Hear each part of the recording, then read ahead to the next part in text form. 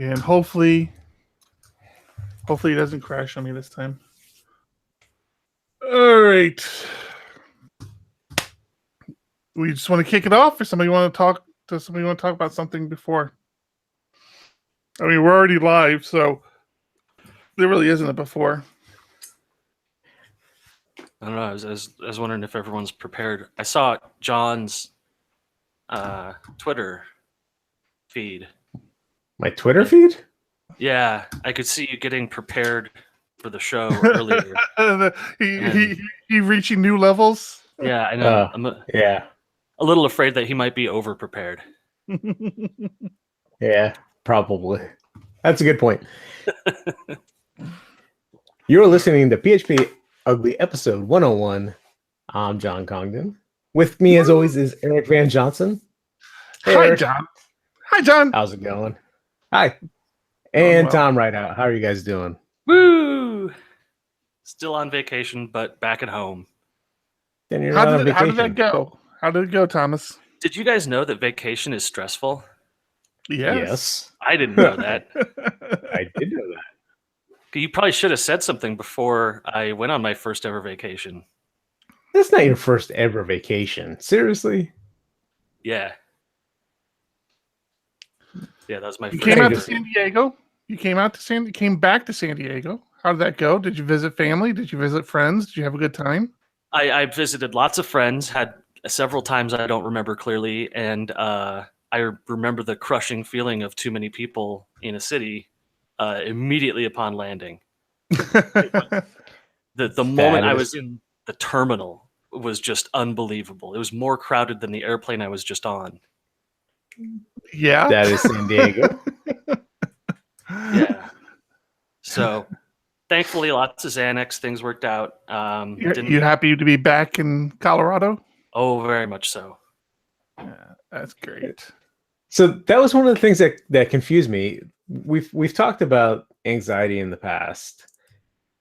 And when you moved out to Colorado, you said you were cured of it. But coming back to San Diego, it was right back in the swing of things? Not all the way back in the swing of things. But definitely that avoidance behavior came back real hard, where it was just like, oh, I'm just not going to leave the house. That's better off that way. You know, I took my friend, I took my son to one of his friend's house, hour and 45 minutes from Oceanside to Cardiff. Which is like, what, 20 miles? Yeah, it's not that far. About. Yeah, hour 45 minutes though, really? Yeah. That seems extreme even for San Diego. He's very bad at directions. That's one thing.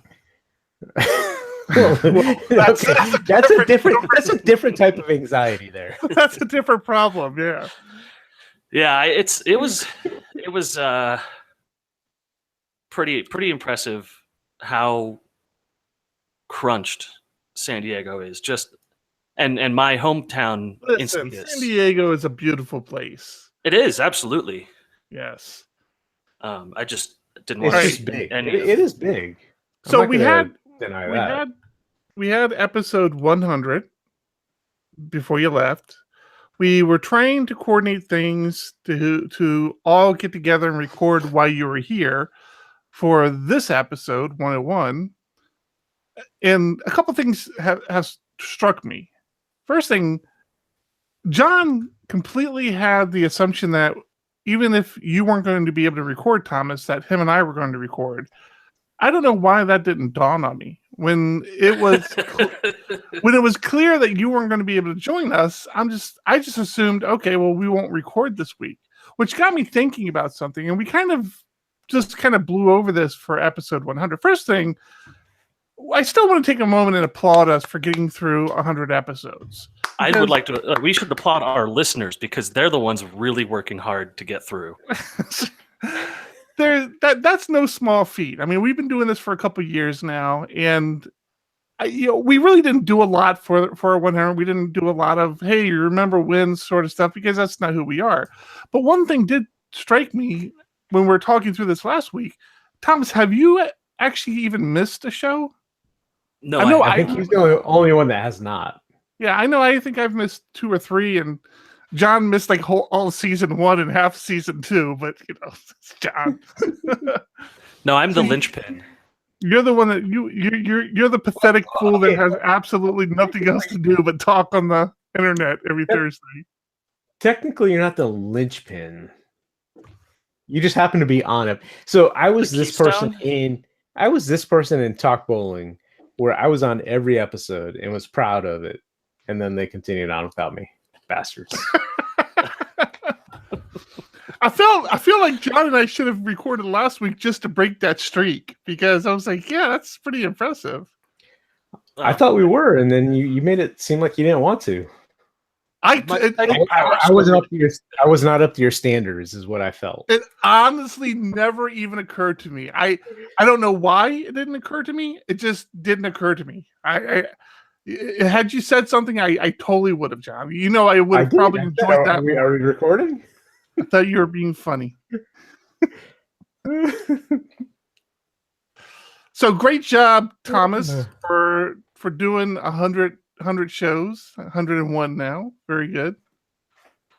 Yeah, I'm pretty pleased with myself. Now, the one thing I missed, I did get to see you, Eric, while I was there, and we had a great time. I had a lot of fun. And I got to show you what I made you guys, but didn't get to deliver to you guys.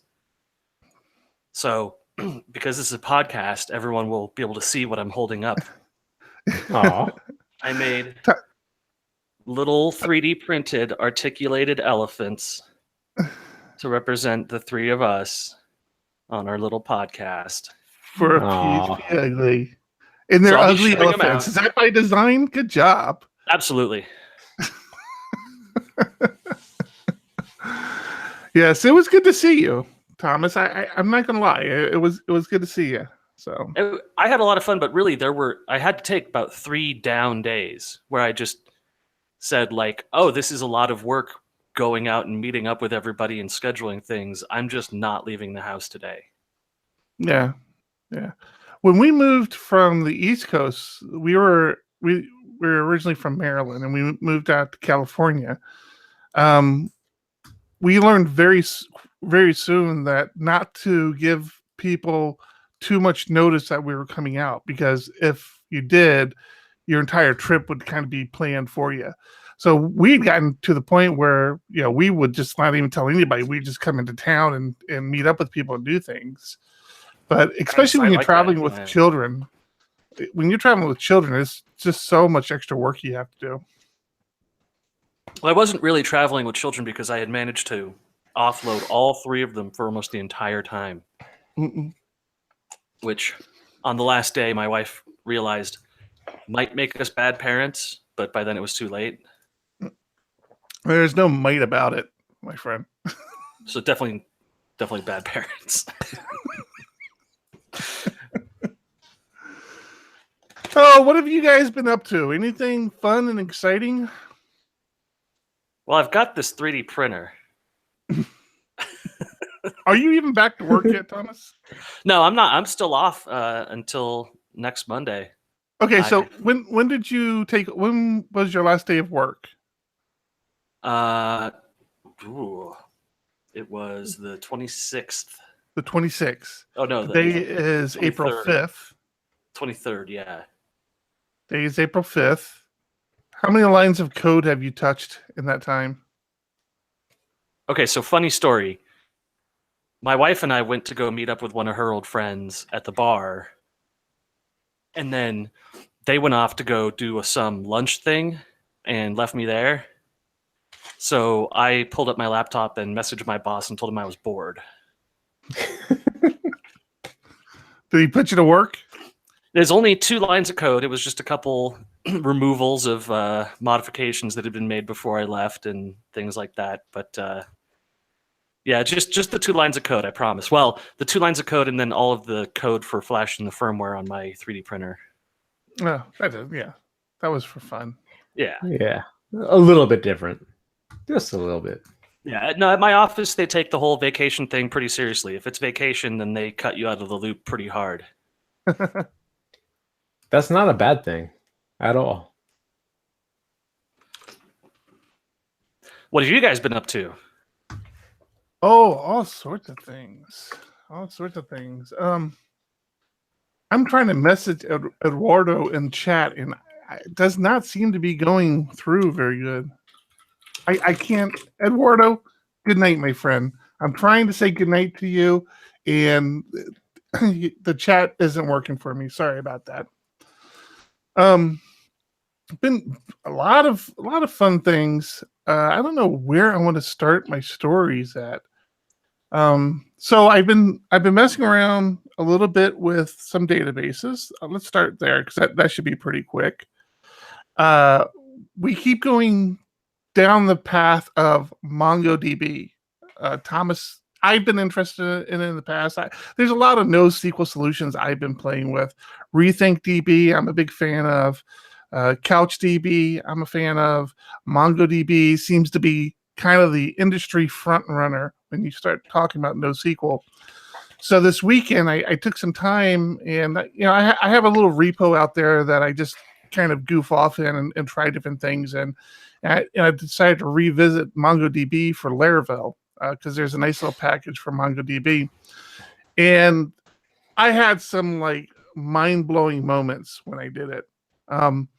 So first thing, and we talked about this in previous shows, where the big strength with these NoSQL solutions like Rethink, like Couch, like Mongo, is that you're kind of just dealing with collections. And we talked about when you have a Laravel application, is that really a benefit? Because even when you have a relational database, if you're interacting with it through Laravel, you're still just interacting with collections. So the fact that it's a collection in the database, and what does that really bring to the table? But that is one of the cool things. It is a collection in the database.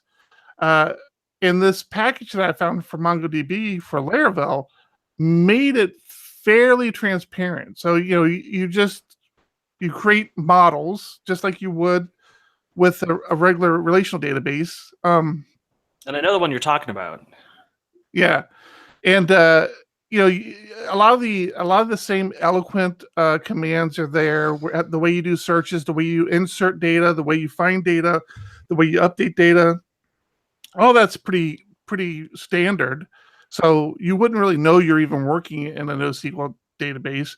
But one of the really cool things about it is, and I had started reading through it and trying the different things, is that it even plans for having a hybrid environment where you have a Mongo database and then you have a relational database like MySQL, and through this package in the model, you can define the same relationships across databases. So you can, in your Mongo, in a model that's on your Mongo database, like let's say a user's model, you can tell it belongs to an order model that's in your relational database, and it just gets handled for you very cleanly. That was one of those like, wow, that is very good to know, because I could totally see supplementing a Mongo database for things that are kind of like documents, right? Like maybe an order, right? I mean, I don't need to spread an order out across 4 or 5 tables and define relationships. I just have all my orders become documents in this Mongo database, and then my client, my users can still have a relationship to that database. So that was pretty jarring. I'm like, wow, that's seriously cool. I'm always kind of looking for good use cases for these NoSQL document stores. So I don't know. I mean, it still is in my kind of, it's still on my radar. I'm still keeping an eye on it, but I haven't done it in practice anywhere. I don't have anything in production like that. But I'm really that moment where I'm like, wait a minute, I can have records in my Mongo database and relate them to things in my MySQL database through the model, so that when my developers are calling that information, they're just doing their normal queries. Holy crap. So that was Yeah, pretty cool. that's That pretty was fun. awesome. Yeah. I keep struggling. We have people on our team that swear by no SQL, like that's all they would use unless they had a very specific reason for using MySQL or Postgres, and I still can't wrap my head around that. So a good example I have, because we're going through this now, right? We're doing a greenfield application where we're building up the foundation, and we're allowing the users to define themselves. And since we want to do things like associate multiple emails to a user, associate multiple phone numbers, associate multiple addresses, well, in a relational database, all of those are becoming separate tables. Now we have an address table. Now we have a phone numbers table. Now we have a email table. Now we have a users table. We have multiple tables. With a NoSQL solution, that's no longer required. There's no structure to the schema. So a user's record can have any amount of data in there that you want. You don't have to create separate tables. And more importantly, you don't have to know what data you need in that record when you define your database architecture. If next week you decide, oh yeah, we want users to be able to define their relatives, right? You no longer need to. Did we lose John? No, his audio is still there. He's breaking something.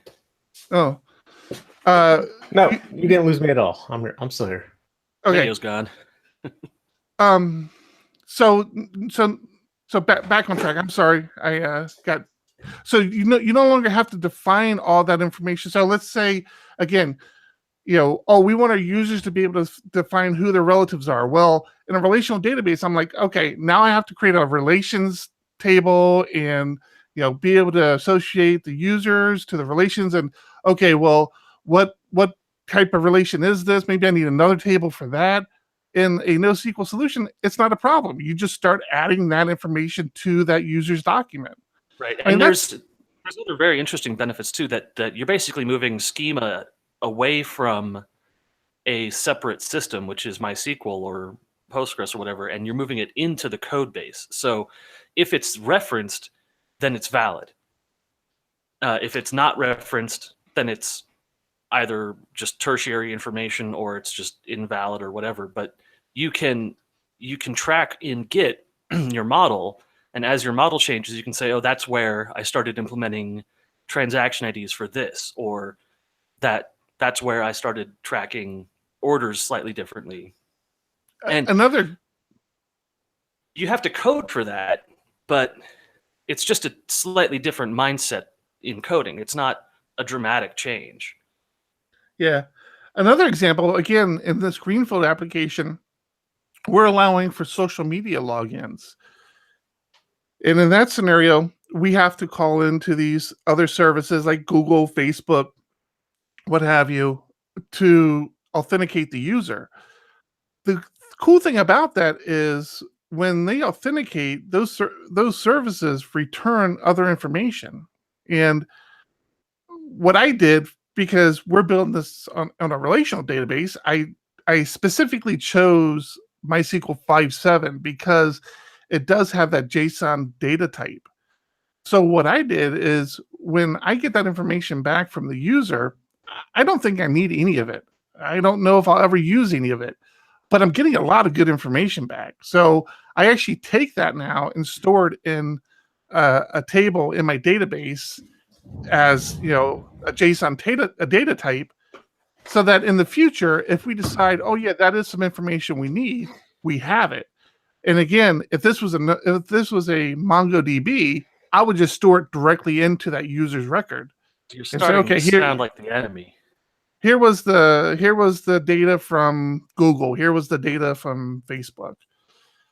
So it's like, again, data I might not necessarily need, but I don't have to go find it either because it's all in my user's document. All the information associated to my user is in that user's document, and there's no trying to find what other table, how many addresses does this guy have in the address table? How many phone numbers does this woman have in the numbers table? I'm wondering if this is Cambridge Analytica's response to, oh, we were just getting this information from Facebook. We were storing it. We didn't know what we were getting. And then later, like, now we got this. Let's see how we can use it. And unfortunately, it turns out they got We can basically talk about everyone. Yeah, because they were Facebook- proactively connecting dots. Yeah. You know, like you said, they were getting Facebook feeds. They were figuring out relationships. They were figuring out thoughts. Maybe, So- but maybe they were just getting data back from Facebook, storing it, and then afterwards realized, oh, look at all this data we got. Let's connect the dots. Well, until you look at their business model, which was, you know, Hey, enumerate all the things. let me have my moment here. Yeah, Facebook announced that 89 million people have been affected now, so it's a little bit bigger than the initial 25 million that they had guessed, and they're going to be contacting people, letting them know their information was taken. But that's not even the worst part of it. The last 2 weeks, have you guys been following Facebook's nightmarish fallout lately? Oh yeah, some very big names are deleting their Facebook presence. Well, that's not even the first of it. I mean, that's people just deleting their Facebooks, but it's been released that all of the conspiracy theories were true, and that the Facebook app on your phone was monitoring every call you made and every message you sent. And the big announcement today. You sniped my story. If you put it on the Trello board, I wouldn't. You didn't put it on the Trello board either. The story. Did you guys see the story today? Was the I've they were not taking seen the story, so you both have me sniped. Wait, let me other way around. tell you. it is on John's Let me tell you Trello. something else I did this weekend. So I'm seeing all these companies. You see, Tesla's canceling their Facebook page, deleting their Facebook page. There was another big name that did this. I forget who. It's on the next discussion point if you take a look. But Trello board. oh yeah, Playboy can't remove their Facebook page. That's right. It was on my Trello, wasn't it? It was. Yes, it was. What was the name? What's that magazine? That one that I've never read. Playboy deleted their Facebook account. And then I started seeing tweets come in saying, hey, before you delete your Facebook account, you have the option of exporting all your data. And you don't have to delete your account to export your data. So I'm like, okay, I'm just going to go export my data and see what's in there. Holy God. Yeah, it's The bad. information they have. I was reading some of these tweets and I'm like, this can't be true. Some of the things they were referencing is if you have the Facebook app on your cell phone, it downloads your phone book. Your entire phone book gets downloaded to Facebook. If you do SMS through your phone and not a third-party app like Telegram or Hangouts, they have all your SMS messages. And I'm like, there's no way in hell that can possibly be true. Ladies and gentlemen, I'm here to tell you, I exported my data, and damn if it isn't 100% true. Every phone number I had on my phone was in my Facebook information. The couple of SMS messages I used on my phone were in my Facebook folder. It was horrifying. I mean, of course they had my photos that I uploaded and all my posts. And I expected all that, but there was some information in there. I'm like, they had no right to have this information. About your And daughter being pregnant? It was jarring. It was very jarring. We'll get to that as well. Yeah, it was announced today that not only are they using this information for analytics, but they were actually using the Facebook Messenger content to target users. They were analyzing the data in the message itself. So it's And we've been critical of Facebook in the past. We did the whole Facebook challenge to see if we could I believe I've been called Chicken Little. get Facebook prompted with some outrageous word and see if we'd start getting advertising. And I'm kind of a guy of I want to see the facts. I want to show me the facts. Don't just tell me these stories. And so we went through a lot of these things, and we've always been, everybody in the tech industry has always been very suspicious and question. This is the first time I got some hard evidence where I'm like, this is bullshit. So what do you So do? is it making you want to close your account? Did you guys close your accounts? I So have not. here's the thing. I know what Thomas said. Thomas said if you close your account, there by law they have to delete all this information. In the UK, I just not here. And they've stated see, clearly 2 days ago. I asked you that the last show. You say no. It applies to everybody. Well, it did apply to everybody. 2 days ago, Facebook announced that their policies would now be tailored to each country, so that one country could Right. not rule. So now it doesn't even do any good to delete No, your so account, right? it does nothing anymore. And what good is deleting data if they've sold it to everybody? They've already had it. They've already touched it. You know, it's yeah. I don't know, John. Is there anything we can do about that? Not that I know of. Oh, There's wait. no- Yes. Actually, somebody wrote an interesting post about basically screwing with the data that Facebook has on you. So, as we all know, you can go in and edit your posts. And somebody wrote a script that would allow you to do this basically automatically and just go in and just months ago change any post you made and just make it completely garbage. Which What I would thought be was the pretty point of that? interesting. Well, obviously, if Facebook can't read the data you have, they can't sell it. Just read the headline. No. But the problem is like You all read your it. family and friends would be like, John has gone crazy. I have to tackle this I now, think though. I think if it's months ago, they're not going to see it based I have on to- Facebook's algorithm. I have to tackle this issue now, though, because I am. I think of the three of us, I'm probably considering it the most. And But they have a copy of all the changes. It's not like it's Yeah.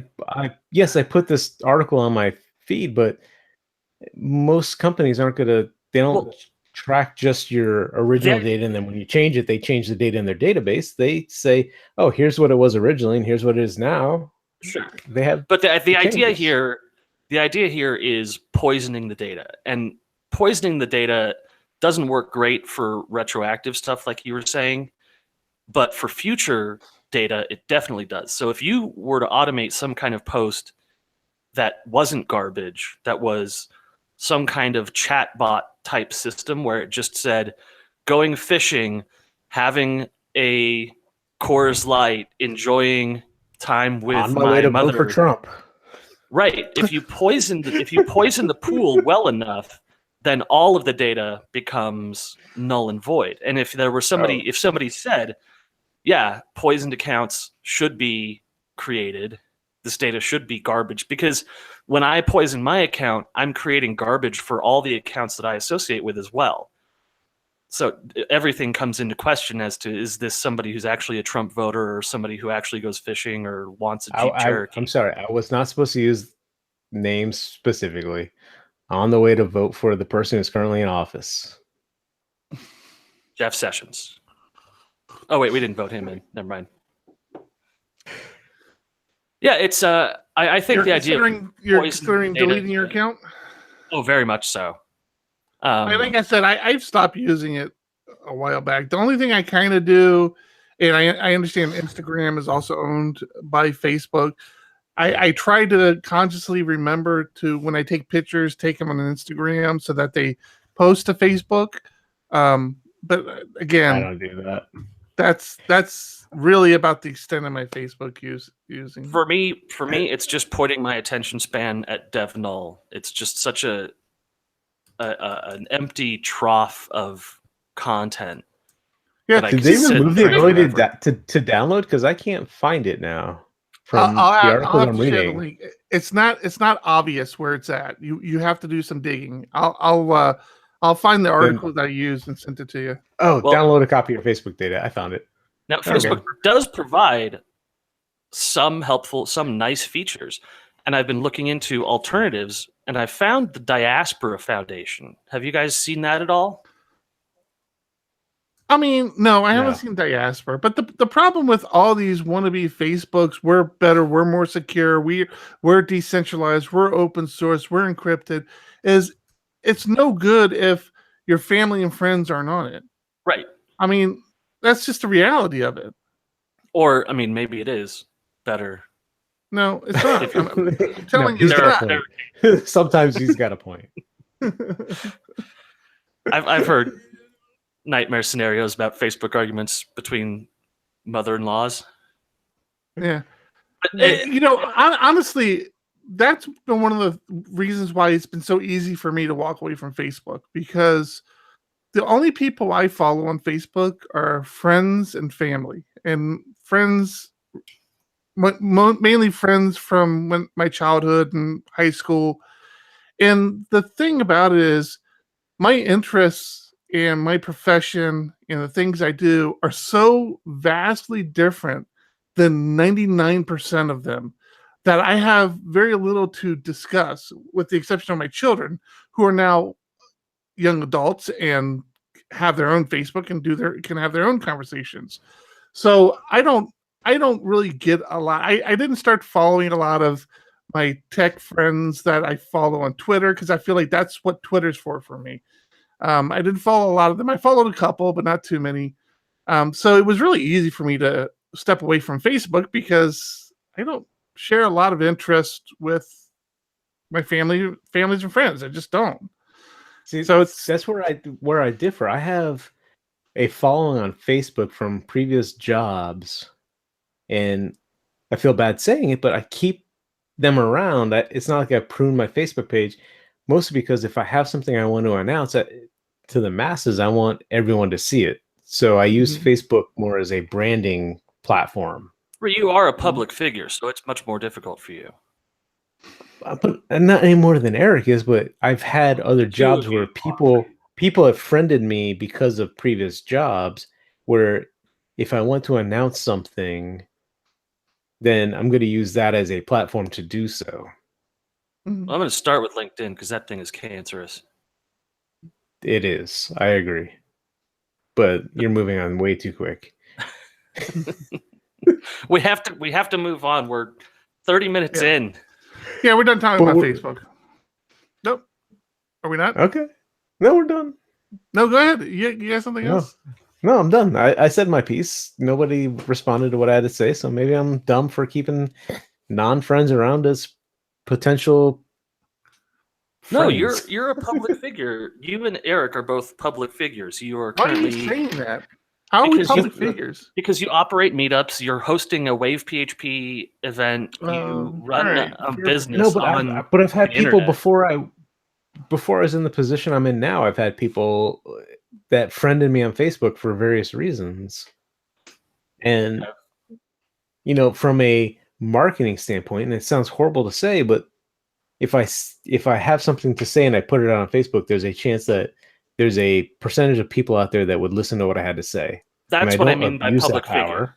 Is that marketing? You have marketing to do. I have no marketing whatsoever besides my terrible jokes on Twitter. At I 3 in the don't morning. have any right now either, but I have that sense that maybe in the future I will. That's why I haven't pruned my Facebook page. I haven't said, I've got plenty of people say, hey, if you can still see this, then you've made my first cut of whatever. And it's like, one, I think that's shitty to say to begin with. Mhm. I don't know. I think that's But pretty great. It's funny, but it's like, I don't think I want to be your friend anymore anyway.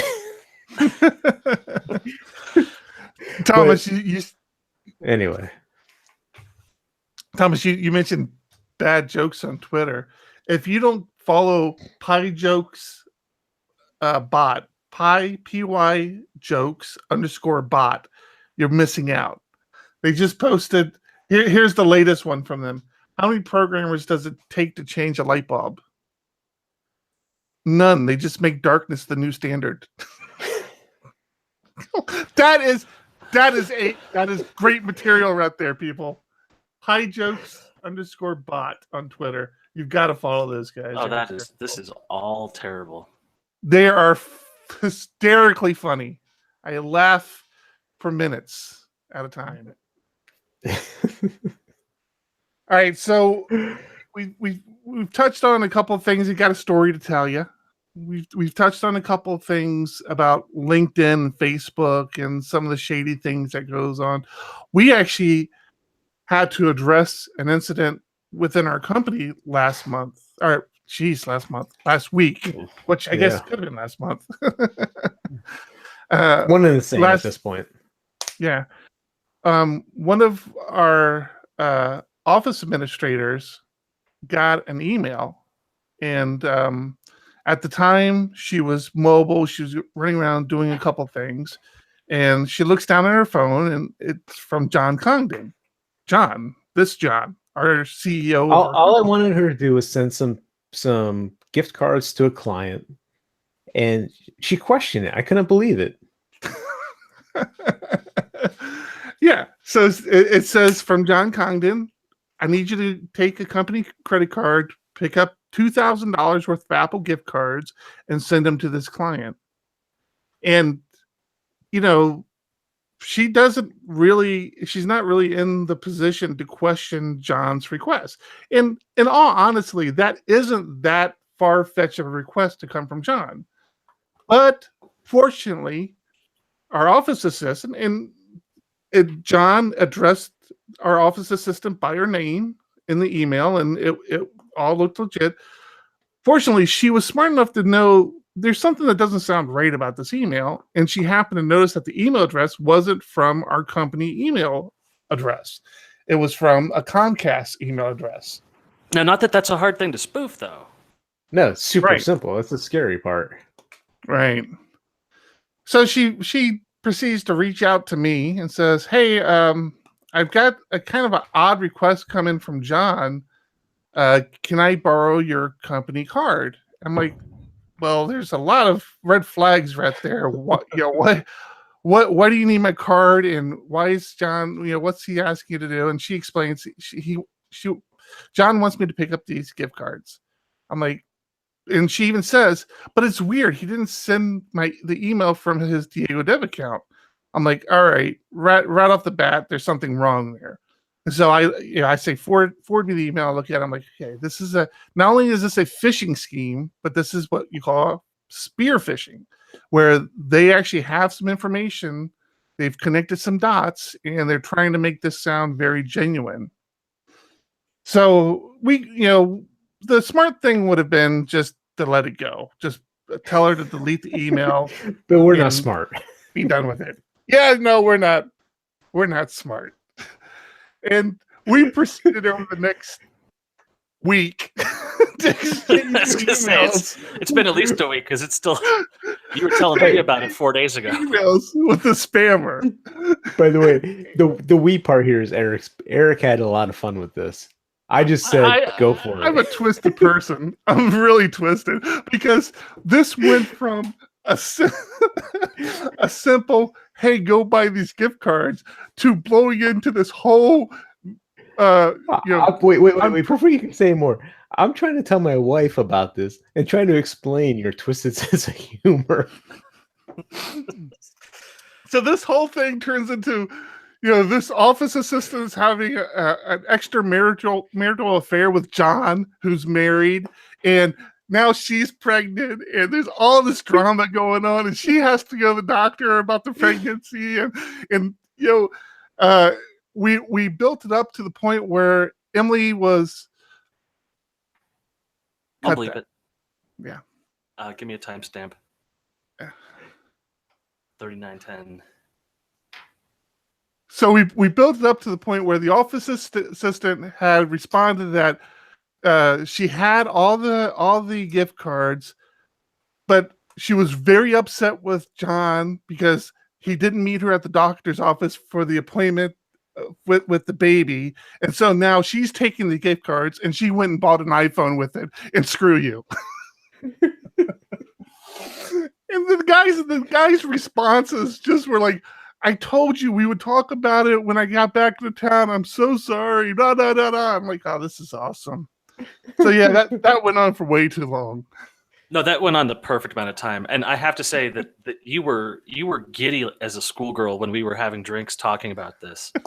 This was the highlight of your year. Oh, did you see the? So this week, we were very quiet about it, and then when everything settled down, I'm like, all right, I want to make the team aware of this and make sure that they know that this sort of thing's happening. So I did a quick post in our Slack, and I put a lot of the messages in there, so everybody kind of got a kick out of it.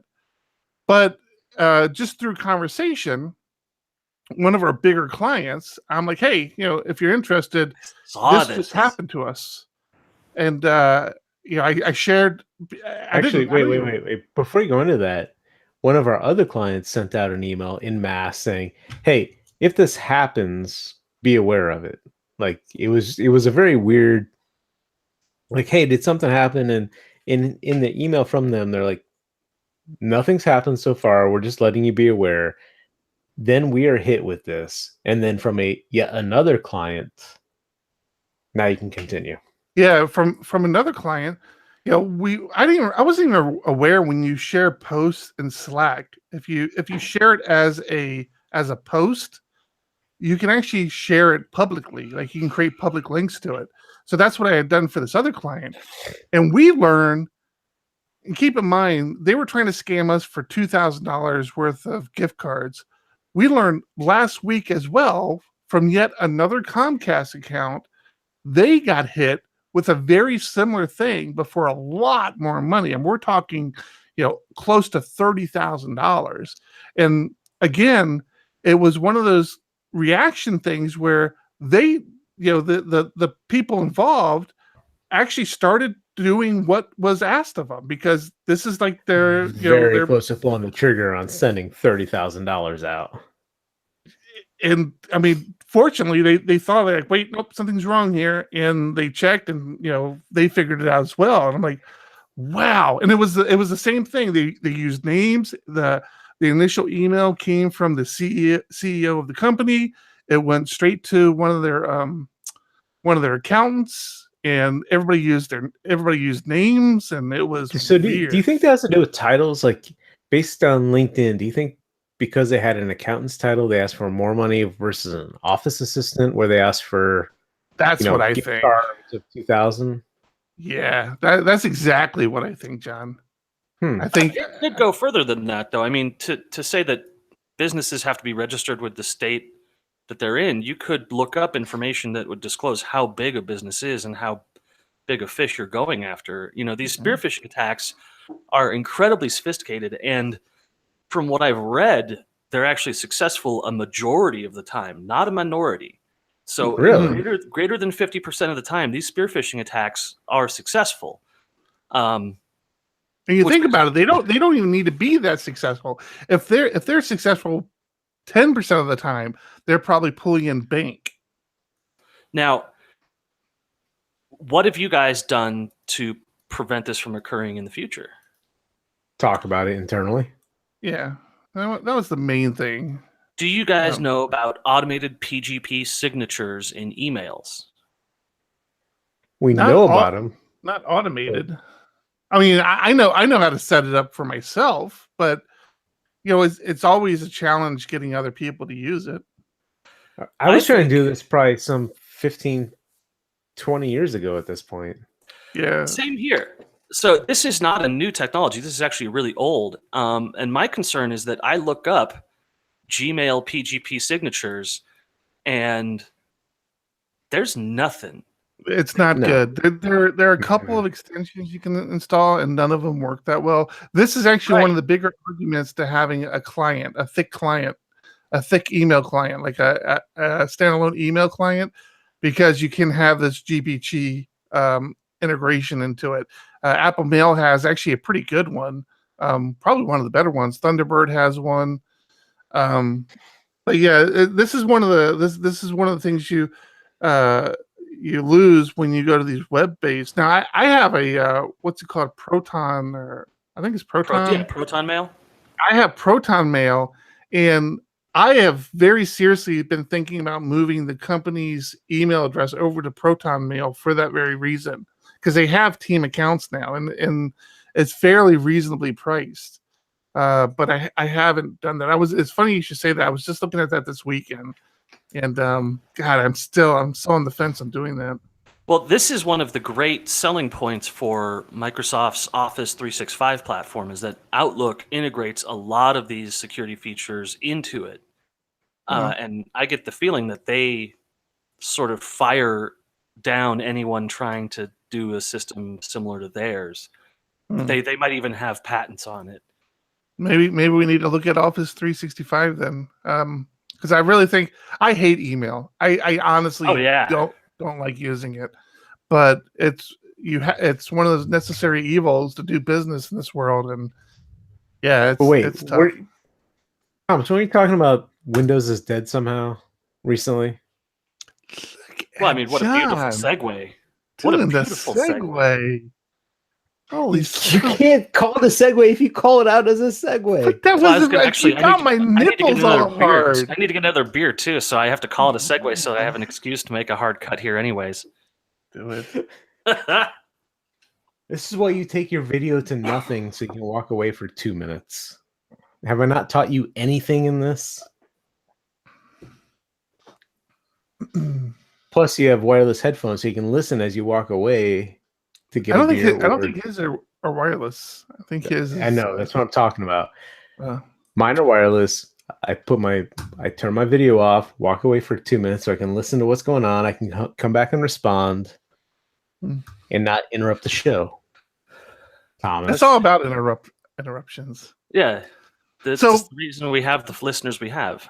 Before, as beautiful as a segue that was, John. It wasn't when you call it out. Before we move on, one of the funny things that we did with our spearfishing individual, male, female, I don't know who they were, but I kept wanting to push the boundary to see how desperate they were. And so I actually, in an hour and a half it took me, I put up a honeypot real quick and had our office assistant email back and say, hey, our accountant is asking you to log into our back office and approve the invoice. And I had put out this mock invoice where the whole kind of idea was I wanted to grab their IP address, and thinking to myself, there's no way this person is going to go to some random website to approve an invoice that he didn't even have to log in to approve. It was publicly available. And sure enough, he did it. He emailed the office assistant back and said, yeah, I approved the invoice. I'm like, you got to be kidding me. And I go into the database, and sure enough, there's an entry there. I'm like, oh, man, who is this person? I told you when you told me that you should have let me know first, because I have a bunch of JS libraries that can just scoop everything out of the system. Yeah, I'm kicking myself. I should have pinged you on that, and I didn't. And I should have. It was a last minute thing. I didn't have a lot of time to do research on making a good honeypot, so I just threw something together in PHP and let it capture it. But yeah, next time I'll call you, Thomas. So John mentioned my reference to the end of Windows. Making the segue horrible, by the way. If you It's not call a it segue. It's a segue. call it a John. segue, it doesn't work. Nope, you ruined it. I hate you guys. Just for the record, I hate you Amateur guys. hour here. Also, we're at an hour. The title of the story is naturally conflated. It's a little exaggerated, but it is something we've been talking about for some time now on this very podcast, which is that the Windows environment is changing dramatically. The Windows attitude is changing dramatically. This author, Ben Thompson, writes a blog called Stratechery, and he covered Stratechery. Oh, He covered a memo referencing internal reorganization at Microsoft. Not an internal memo. This is a public memo. All employees, all store employees, et cetera, and it just says sort of, here's the future. We're doing a reorganization. There's going to be a lot of people at upper levels moving around, but there's one line in this 3-page email that indicates that something is changing with the Windows platform. we've talked before about how Windows is starting to embrace Linux in strange new ways. They've recently opened up the programming platform. What do they call it? The .NET. Yeah. Not .NET. The development for PHP in their IDE. Visual Studio Code. Yeah. VS Code. Yeah. They opened up Visual Studio Code. They integrated Bash into Windows. They're starting to support open source projects. Microsoft SQL runs on Unix now. Yep, they're cooperating with Docker to put the kernel level access into the Docker container on Windows machines. Stuff that is interesting moves forward given what we've known for the last 30 years of Windows behavior, of Microsoft behavior. And this one line here indicates that the Windows development team is no longer an independent team within the Microsoft Corporation. So they state, Jason Alexander is being promoted to Executive Vice President of Azure and will lead this team. The Windows platform team, led by Harv Bela, Henry Sanders, and Michael Fortin, will join Jason's team. So what was once an independent team is now folded into the Azure platform team. And this makes their two big teams, the Microsoft 365 group and the Azure group. And it's not indicating some kind of fundamental shift, but the implication which is reached by the author of Stratechery is that the culture, the corporate culture of Microsoft is changing, and that will, in the long run, fundamentally change the product. Yeah. I think that's just bound to happen. If you read the analysis, he covers a lot of what Steve Ballmer did and sort of the massive negative fallout, according to Microsoft, that's resulted from it. And this is all corporate intrigue, internal politics and stuff, but it does definitely indicate that something is going on within Microsoft where Windows is no longer the star platform that it once was. I found that interesting because that's something that we have been talking about for a couple of years. Yeah, and I agree. Good, John. No, go ahead. I was just going to say, I think Microsoft reached a pinnacle where they realized that they couldn't kid themselves anymore, that they were losing ground, they were losing it quickly, that a lot of the business models that they put in place, a lot of the philosophies that they had around proprietorship of software, of solutions, might not necessarily work. And I think that they've taken the last couple of years, and they'll continue to take the next couple of years to do some course correction on a very large enterprise-heavy ship. And if you know anything about enterprise, those things don't move that quickly. I mean, changing course. No, it's very slow. Very slow. Yeah, but I look at it a little bit differently as they're a business that wants to thrive, and they're not changing course completely. So it's not the end of Windows. It's how do we make Windows great again? Oh my god. But again, you're talking about a company who at one point basically set the standards. They said this is what's going to happen, not only for our company but for the internet. You have to use this browser. You have to use this solution if you want to. Mm-hmm. But aren't a lot of the things they're doing kind of behind the scenes that developers like us care about, but the majority of their current users don't care about? I would say that the way that UX works is that the users don't notice when it's good, and they do notice when it's bad. Right. So they're trying to change the UX to favor people in a way that, we will care about because we understand it, but end users, they'll care about because they don't notice it.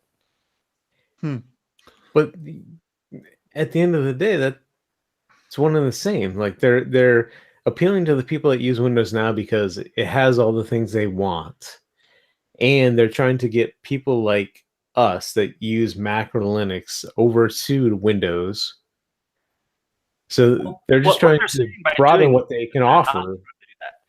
they're by folding it into the Azure platform, which is their enterprise level platform. They're essentially saying that end users, home users, are no longer their core, and that focusing on home user is. I think that's a reality across the board, though, Thomas. I mean, look at Apple. They don't care about their desktop computers. Sure, they want to keep their developers happy, but their focus is iPhones, iPads, because that's Absolutely. what the home users are using. I think Microsoft has that realization as well. I think they tried to get into the tablet market. I think they had a couple good products, but again, one or two misfires in that industry this early on, and you're scarred, you know? Well, they have a great position in the tablet market right now because when it comes to they do. What? In the corporate environment, tablets are very often the Windows tablets, the fold up ones. They've gotten huge popularity in the corporate markets, whereas Apple's cornered the consumer market, and that was a big push by Actually, Microsoft I have to give you that one because my mother-in-law is big into her Surface, so she's big into the Microsoft world at that point. Yeah, and the Surface is a really, really good device. Yeah, I looked at getting a Surface, and I still might. I'm a geek like that. Like I said, this is not the end of Windows, but this is the beginning of the end of the current structure, or at least acknowledging that the structure no longer works the way it used to for the last 30 years, because Windows has been its own team in Microsoft since 1980. So this is a bad title of a article. Fake news. Fake news. All I got to say. The article says the end of Windows. Okay, right. You said that's not true. So this is fake news. I have a disgusting chunk of crypto stuff that we have to. Oh no! We're not going to crypto yet. I have about 4 or 5 other items to talk about, and we're not going to crypto just quite yet. Go on. We're not even going to mention the fact that John has a nice little list of cards here that we haven't even gotten to. We're not a news show. We don't have to talk about these. It's all right. Right. So I'm a geek, right? I mean, I'm notorious for trying shiny new things. Yeah, you're a bleeding edge geek. You nerd out on the newest. I ride and die on the edge of geekism. For the last couple of weeks, a name has been crossing all my little feeds. In the name alone, I had vowed never to even look at it because it eked me out. And I said, I don't care what this is. I'm not interested. John McAfee. Cockroach DB. Are any of you guys familiar with Cockroach DB? No. Okay. So listen to this for a second. I just went on my rant about MongoDB and NoSQL Solutions. Like, they're, for me personally, I don't know if this is across the board for everybody, but for me personally, the thing that they're really strong at is being able to spin up additional nodes and getting replications going very easily. Yes, you can do it with MySQL. Yes, you can do it with Postgres. I assume you can do it with Microsoft SQL. But it's not a matter of just spinning up a node and saying, hey, here's another node, get your information from them. There's a lot of configuration that has to happen for it to work. And even depending on how you implement it, it can be a little clunky. NoSQL solutions like Couch, like Rethink, it's just really as simple as spinning up another server, saying, hey, you talk to this node and get your information, get your databases from this guy, and then I'm going to spin up another node, and he's going to talk to you and talk to this other guy, and everybody's going to figure out who everybody else is.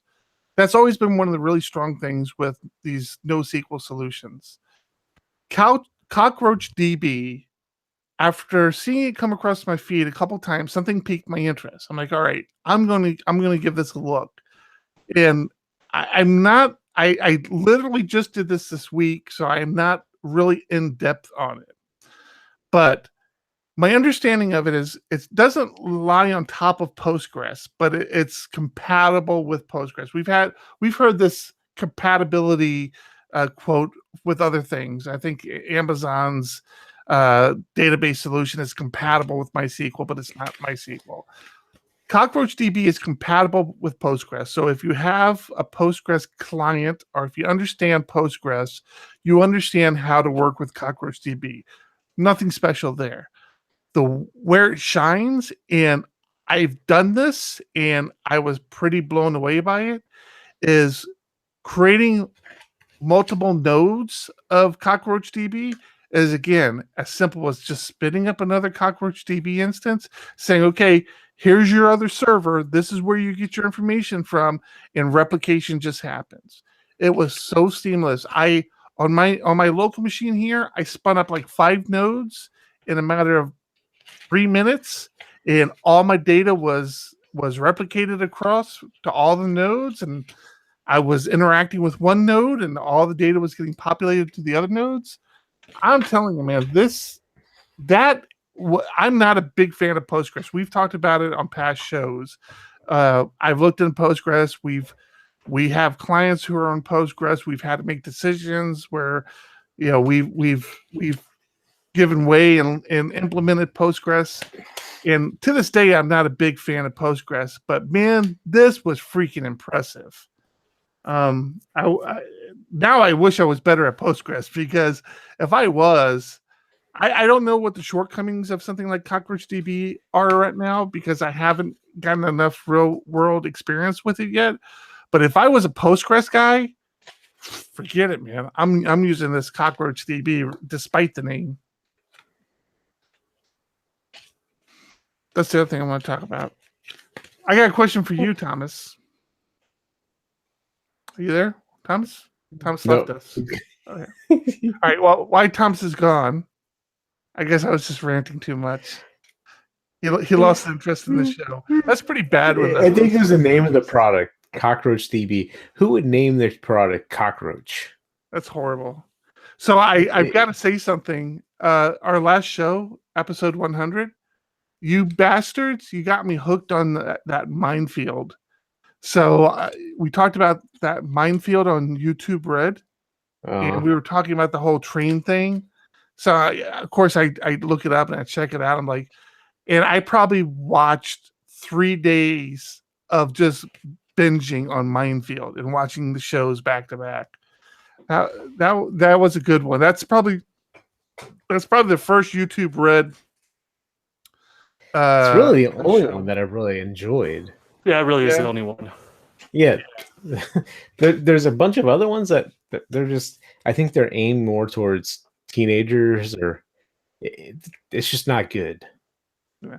That Minefield one is pretty good. I finally burnt out on it at about day 3, but so I still have more to watch. But they're only 2 seasons in. They're not that far into it. That the one that blew me away was the isolation one. He spent that freaked me out. Like watching him go through that, and especially, not spoiler alert, but there gets to be a part at the very end where he's convinced that he's been in isolation, and we're not talking about a couple hours, we're talking days.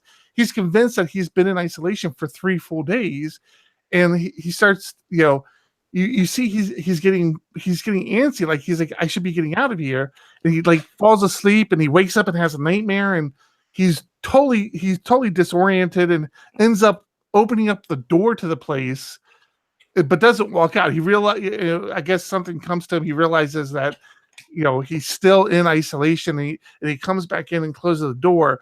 But when I saw him open that door, I couldn't believe how much of myself connected to him. I'm like, I can't imagine what he's going through right now.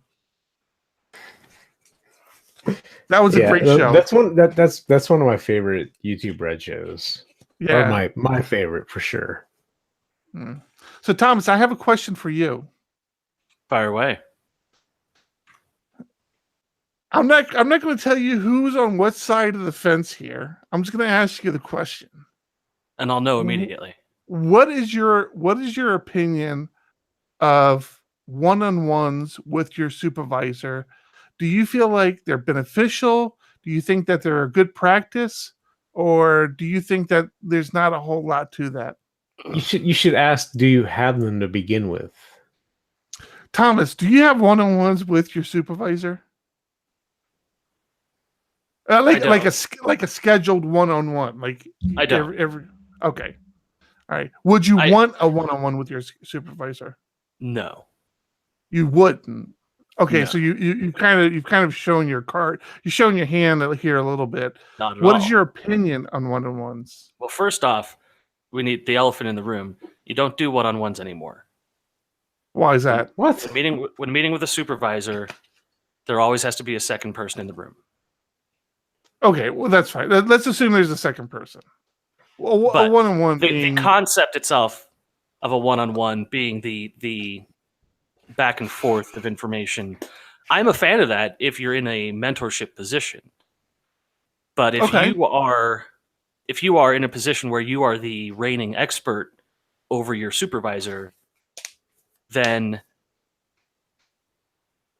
the one-on-one serves very little. No, I disagree with that in the sense that your supervisor holds the keys to your future. So you have key objectives that you're supposed to meet within the company. And it's the supervisor's goal to make sure you get to those points. Sure. Right? However, so it's not so much you know more than you supervisor when it comes to coding, but it's, hey, we need you to meet these goals in order to get to that next level.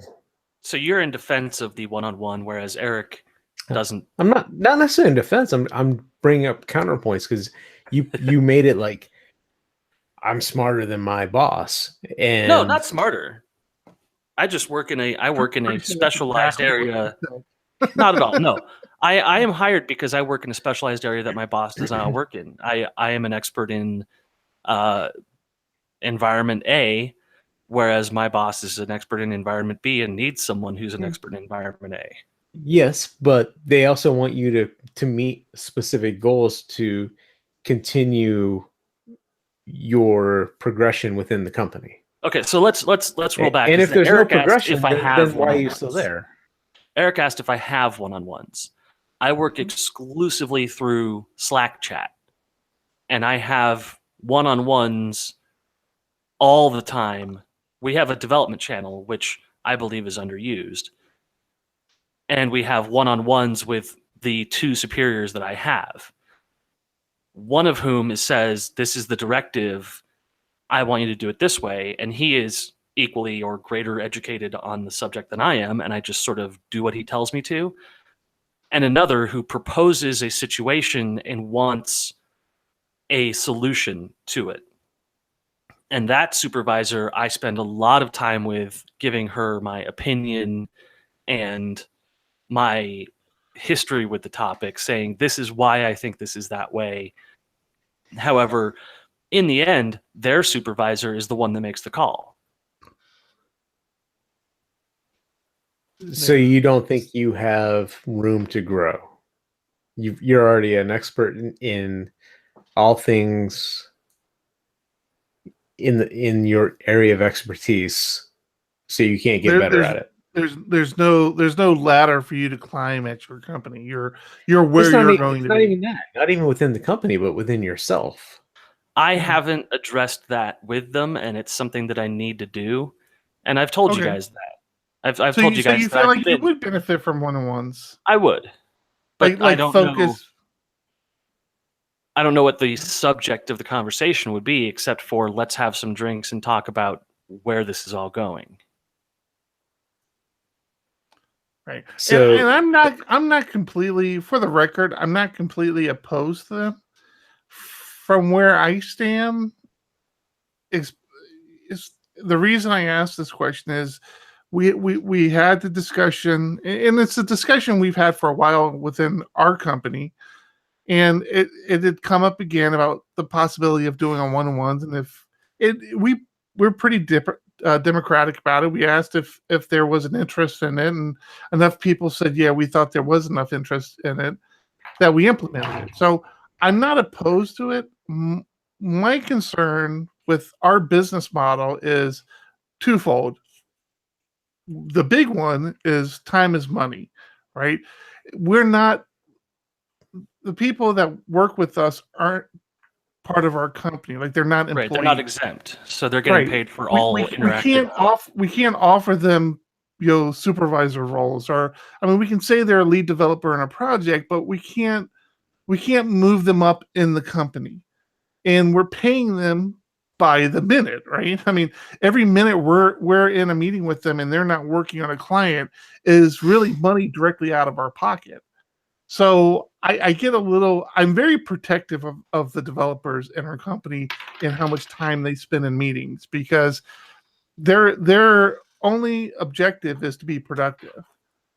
But I do yield the validity that John says that, it is good to have a touch base to understand, even if I'm not an employee, where I sit within the organization, like what is expected of me, where am I going, what is the objectives that we're trying to obtain.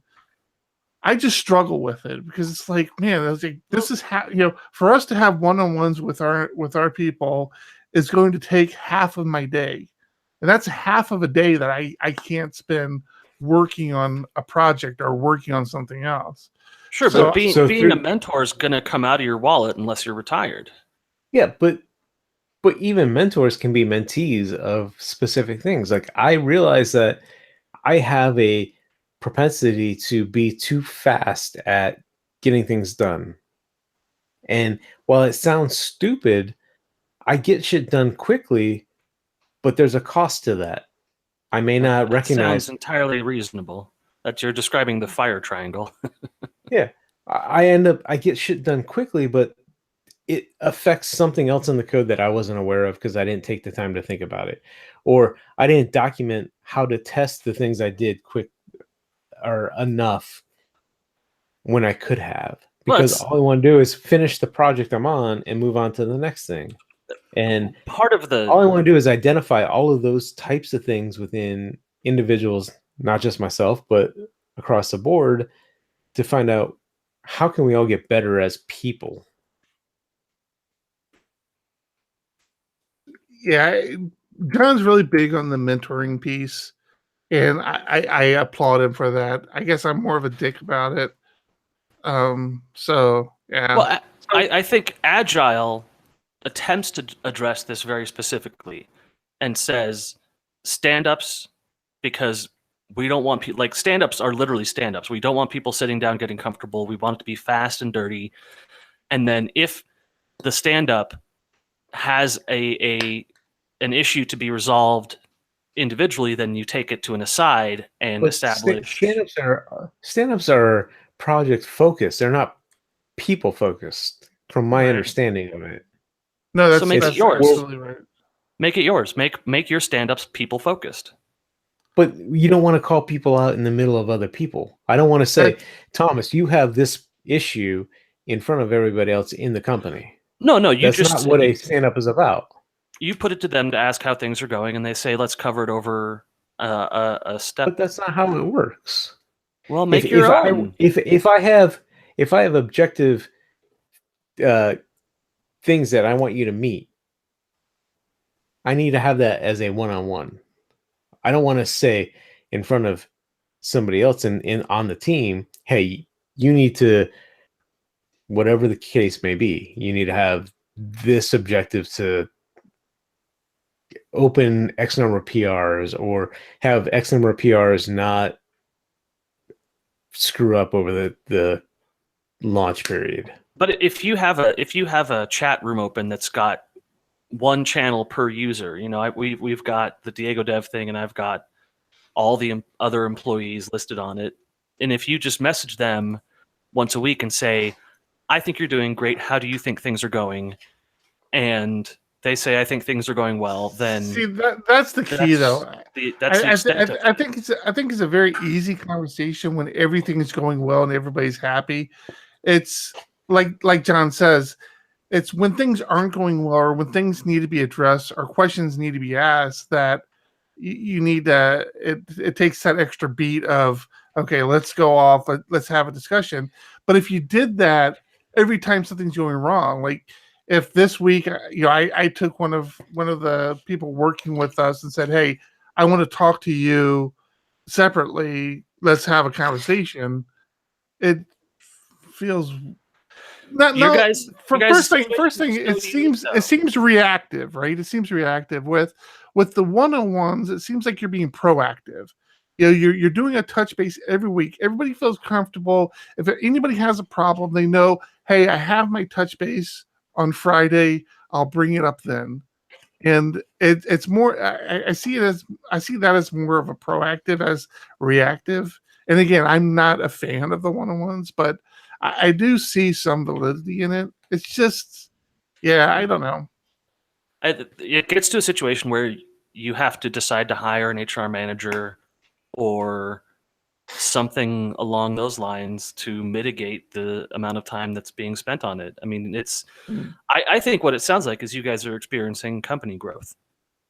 I wish that was the problem. Well- We're actually experiencing the other thing. Waistband growth. No, we're finishing contracts quicker than we're getting contracts. We're not necessarily losing them, but we're finishing them. So All right. Doom and gloom's not your thing. Take it back to me here. let's move on. I have a question for you guys. I got one more thing. No, I had my note up first. Okay.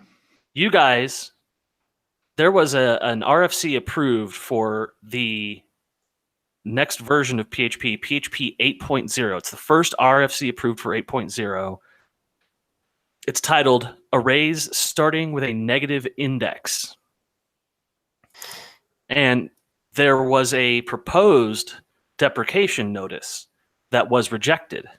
The deprecation notice read, in the next major version of PHP, the implicit keys of this array will start from -1 instead of 0. What? How do you feel about that? Why?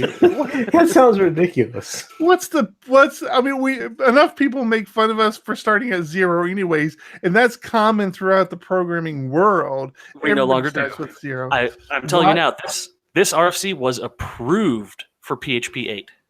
Why? Now, What's it's the much benefit? simpler. It's much simpler than it sounds. There are several situations where you can create a new array and define the first key of that array as being negative a number, -3, -4, -8, whatever you have. The next time you reference that array implicitly, so if you just give it open bracket, close bracket, it will skip from the negative number you've assigned straight to 0. So if I have an array and I say -2 equals Thomas, and then I say the next key equals John, then I will have an array that says -2 equals Thomas, 0 equals John. That's the way it is wow. now? That's the way it currently is. This RFC changes it so that if you start a new array with a negative number, then it will set the incrementing for that array from that number instead of from 0. Okay, so it doesn't by default start with -1. It's if Correct. you implicitly started So- at -1. So the way you started this argument is off base because you made it sound like it was going to always start by -1. I believe that that's why the deprecation notice failed the RFC. However, the actual functionality passed because the deprecation notice was very bad and it So- failed miserably. So how often are you referencing your arrays by key when you're using indexes like that? I think most people are using for each anyway, right? I have no idea. Yeah, you're using for each. You're going through your arrays. It's If I don't have the IDs out of a database, I really don't care what the IDs in the array are. it is in most honestly cases. it is honestly a nightmare scenario, and it is the first RFC accepted to PHP 8. PHP 8. Hey, that's fun crazy. fact. While we're talking about it, you want to know a fun fact? I love fun facts. I haven't seen any on the Wave PHP Twitter recently. I feel that Ras- my lighthearted ribbing has hit to the core. Rasmus Lerdorf, the godfather of PHP. Lord and Savior Rasmus Lerdorf. Yes. He will not be attending Wave PHP. Ask me how I know. How do you know that? Ask me how I know. How do you know that? I talked to him. Ooh. I just messaged the guy and I'm like, hey, duh, we're doing this. Hey, why don't you come to San Diego? And he was polite enough to message back. He said, hey, thanks. Sorry, those dates don't work for me. I'm already accounted for. So I'm washing my hair. We're best friends now. Eric, I have a question for you. What would that question be? What does 1.1.1.1 mean? Not 1.1.1? What? No. What? Not echo. Eric. What? My Alexa started going crazy. Okay, what Google. 1.1.1.1 mean? What does 1.1.1.1 mean? I don't know. That didn't work too well. No, it didn't. I don't know, Thomas. Can you help me resolve it? I can't. Sorry. So I saw this come across my news feed on April 1st, thinking it was an April Fool's joke. I totally thought it was April Fool's joke. Who releases news releases on April 1st? Don't you say a word, Thomas. Unless you have a very short memory, we started San Diego Laravel user group on April 1st. So no one showed up. Go ahead, John. This is your card. So I've been a big fan of the Google DNS resolvers because one, they're easy to remember. 8.8.8.8 is super easy. And out of nowhere, Amazon and Cloudflare release 1.1.1.1 as who even thought that would be a real IP address? That's the question. A lot of people I thought this was reserved. According to everything I've known from N+, the ones are crazy reserved. And it's more of AP or a company own that block of addresses, and because people like us use false addresses all the time, you throw 1.1.1.1 into your config file for whatever reason to make it easy because nobody uses it. So they get flooded with traffic and they don't know where it's coming from. So it turns out Amazon stole the IP address. I mean, Cloudflare plus Amazon is big enough to steal an IP address. They could have just stolen it. Yeah, they are. You can't just take IP addresses. They can't take IP addresses I own. Let the guy tell his story for crying out loud. Go on. You're gonna tell me they can? I own 2 Class Cs. They can take my Class Cs. Yeah, they could. But go on. Why do you keep all this crap out of your ass? No, they can't. I'm not. I'm a Network Plus engineer. I took my CCNA tests. Stealing IP addresses is surprisingly easy if you have access to the core. I love that comeback. If you have access to the pipeline. I've been certified, buddy. I need to show you a card. What are you talking about? Seriously. We'll discuss this off air. C driver's license taken. He drank too much. Let's just operate under the assumption that I'm right, and you go on. No.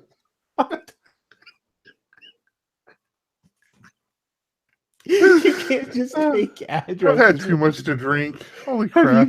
You've seen routing. It's not that easy.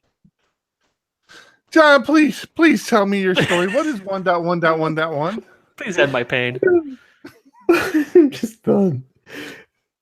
Oh my god. So Amazon and Cloudflare decided they're going to create the crazy fastest DNS resolver ever. It's faster than Google's 8.8.8.8. What is it? 23 milliseconds versus some like 40 or 50 millisecond response times, which sounds ridiculous, but it's true. Use it. and I'm done. So it's a DNS result. But- Let me ask you a question about the performance, because that's why a lot of people started jumping on board with it because of this performance. But isn't that like a skewed number? It's like, isn't the performance good because nobody's using it, and when everybody starts using it, it's going to get bogged down? That's a good No, question. the I opposite. really don't know. DNS performs faster when more people are using it. Because of caching. I understand that Okay. it's resolved more IPs. I get that, but the question is physically people aren't hitting the servers that much. So But it's Cloudflare, so if they're able to offload ridiculous DDoS traffic, I'm sure they have ways to resolve DNS Yeah. traffic. I mean, in all honesty, you're probably hitting a Cloudflare network right after you resolve a DNS address. yeah, any So, call you're probably just- going through Cloudflare Yeah, at it's some just point. it's just one more hit against Cloudflare, and this one. Now, for me, their big thing is privacy. It's not the speed. The speed is cool. That's great, but their privacy policy, and I've read the whole thing, is in no uncertain terms, we don't keep anything after 24 hours. And if we kept it for 24 hours, it's purely for the functionality of the system. It is absolutely not to identify anybody for any purpose other than attackers or bad actors. So their privacy policy is pretty airtight. Yeah, he was the one that the owner or the CEO or the head guy of Cloudflare was the one that kind of stepped up and said, "Hey, I have way too much power. I can bring Right. down way too many people, and we need to make sure that's not." Yeah, I thought that was kind of cool. And no good deed goes unpunished. He's now being investigated for taking down websites that he doesn't have jurisdiction to take down. How are we an hour and a half into this? Oh, Christ. I think that All right. we've run the gamut Alright. of what we could talk about in a single Yeah. night. But John, we didn't talk about any crypto stuff. Well, unfortunately, that's gonna have to wait till next episode. This is a cliffhanger. This is a cliffhanger. I'm telling you, we have so many cards out there. Dark patterns, crypto. It's Did crazy, you guys watch man. the Dark Patterns? You're going. I did. That was a good one, by the way. John, did you You're watch going Dark to have Patterns? to I have turn it. not. You're gonna have So- to turn it next week. Dark Don't Patterns is turn it Dark. next week. It's going to be on. Next The link to the video is going to be on the subreddit. I really Okay. encourage all of our listeners to see the Dark Patterns video before they listen to the podcast, because we will definitely cover Dark Patterns in the next episode. Dark patterns is a good one. It's scary. Really, I don't think it was really scary. Some of it seemed pretty guys. I'll make it obvious. scary. What? I can talk for hours. We I know. John, We're if an you hour and a think half about in. it, if you think about it, we Thank you skipped for last listening. week. I'm So John Congdon. on average, if we talk for 2 hours, This should this be week, a 3-hour it just episode. balances it out. Balance out. Thanks for I get listening. I'm enough John sketch in Congdon. me. I get enough sketch in me. Listeners, I'm Tom on Rideout. the other side here. I'm trying to end Aaron this. Johnson. Keep it ugly. Keep it. Keep it ugly. Dark That was Patterns. the worst ending ever. Yeah, You're it was. the worst host ever. Who's the host? Wait, am I the host because I've never missed an episode? I think Yes. You've inherited the show. All right. Stop broadcast. No. Why, you have a private story to